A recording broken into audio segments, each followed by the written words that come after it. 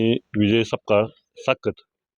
तरी आज आपण कंबाईन हार्वेस्टरचा उद्घाटन सोहळा तालुका कृषी अधिकारी साहेब कोयले साहेब आणि त्यांची टीम आणि बँक ऑफ इंडियाचे मांजरे साहेब असा आणि इथं कृषी मेळावा ठेवला होता रब्बी हंगामातील पिकं आणि महाविस्तार AI ॲपचं.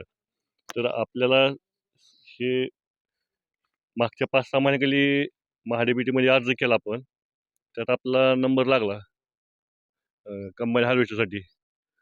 तर असं ही आता चांगलं वाटतं ही, का आता यावर्षी मी 28 मजूर MP वरनं आणली होती. इथं 15 दिवस राहिली होती शेतात आपल्या. तर दरवर्षी ही लेबरच्या मागं लावून 30 एकर सोयाबीन असतं दरवर्षी आपलं.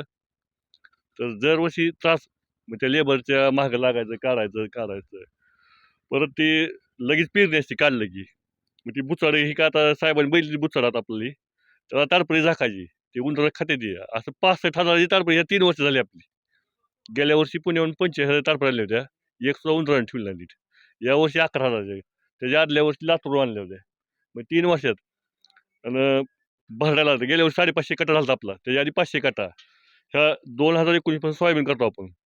तर आजपर्यंत आपली ह्या हार्वेस्टरची किंमत गेली आहे लेबरला. गेल्या वर्षीचं बजेट आपलं 3.5 लाख रुपये काढायचं आणि भरडायचं. का तर सोयाबीन, हरभरा, परत ही आपलं गहू, तूर असं 3.5 लाखाची बेरीज लागली आहे. आणि ज्वारी का आपली कणसं मशीन जातात ना, ही मशीननं कणसं बी कळतंय. तर ही लेटेस्ट मॉडेल आपण आता यावेळेस घेतलेलं आहे. ते आता पूर्वसंमती मिळाली, आपण खरेदी केलं गेम कंपनीचं. तरी आज साहेबांनी त्याचं मोका तपासणी केली. आता 5-6 महिन्यात आपल्याला त्याचं 1 महिन्याच्यात आपल्याला त्याचं सबसिडी मिळेल.